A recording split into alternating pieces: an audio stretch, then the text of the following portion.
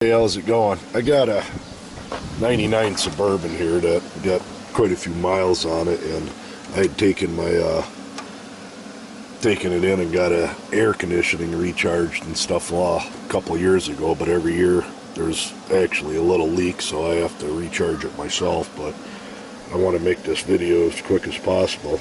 You got your high side and your low side for your fittings. It's same on probably any vehicle. This side here, if I were to unscrew this particular one, you can hear air leaking out, so you know it's not that. This is the low side, which you will end up taking. You get these at Walmart, the reusable dispensers with a gauge on them, which works good, and then you buy your refrigerant to screw into it. But got this other can here. I'd already put a little bit in. What I'm going to do is finish out this can, and then probably put that one in and see if I got to top it off with that. But first thing you got to do is start your vehicle and turn your air conditioner on high AC, and let it warm up. So we'll go ahead and do that. As you can see, my compressor, it must be low. Compressor keeps turning on and off.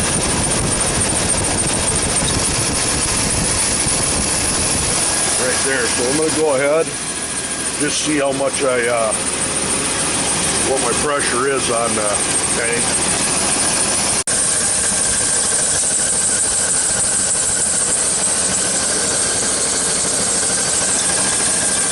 This here should just plug right in.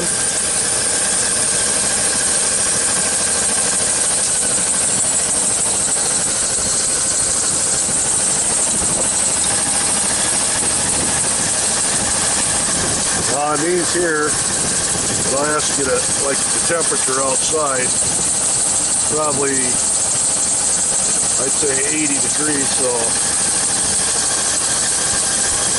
as you can see, I'm down below the green. I'm going down under 25. I don't know if I got any left in this can, but what you do is turn it on. When you get close to the bottom, turn it upside down and shake from 12 to 3.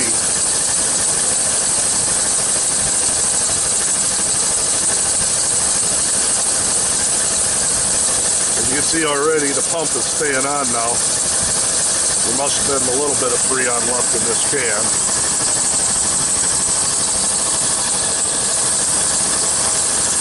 Continue doing that till that bottle is empty.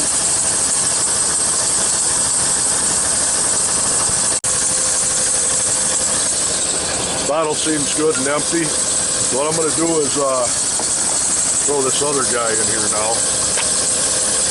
This got a leak sealer in it. I don't know if that's a good thing or a bad, but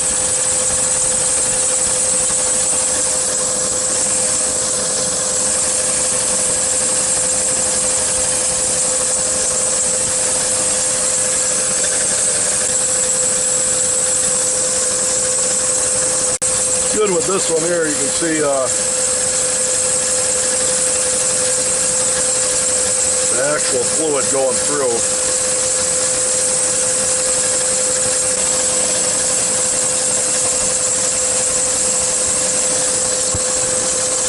Alright, that can's bone empty. Now, I'm going to leave this one on just to test Freon. See where we're at. As you can see, I am now partway up into the green. So what I'm going to do, got a little bit of a leak right in that valve. A little bit of leak in that valve. We're going to screw this other one on now. Just use caution when taking these off. They'll still have some pressure in them. A little bit anyways. Just basically screw this guy right on here.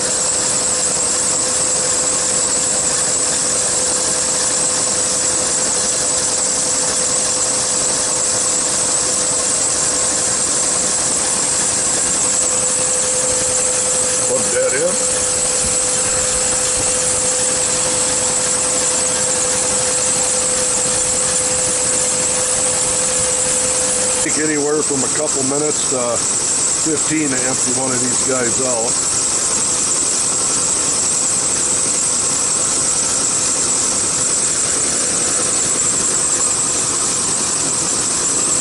Not sure how much the Suburban holds, but it's got 2 AC,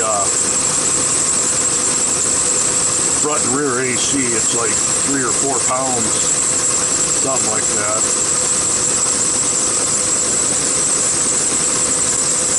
The reason why I'm rocking it is to get the proper air and oil mixture into it. I guess I've never found no exact science to it, but for me it seems to work, tipping it upside down. Probably stand to use another can of this stuff. Okay, the can is empty. This is where I'm sitting at. Not quite 35 pounds. And I'll probably end up putting another can in eventually, but it's quite simple. As long as you got the lower end, doing the lower end, you're all right. Basically just unplug it then. Make sure you screw your cap back on. Now if you got dye in these, you can get any UV light and get some yellow glasses at night, and you can find if you got a leak anywhere. But if I do got a leak, it's a very small one. So there you have it. It's quite simple. On the other one is, I'll save this reusable dispenser.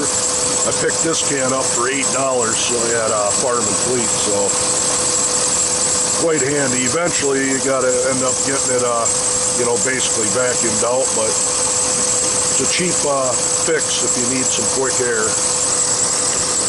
I don't need no temperature gauge in here to tell me that I got cold air. It's like ice cold. Before I started this today, it wasn't even working at all, so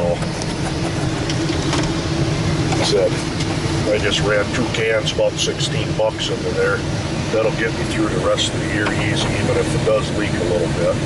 Possibly put 1 more can in. There you have it, cheap fix if you don't have too many issues.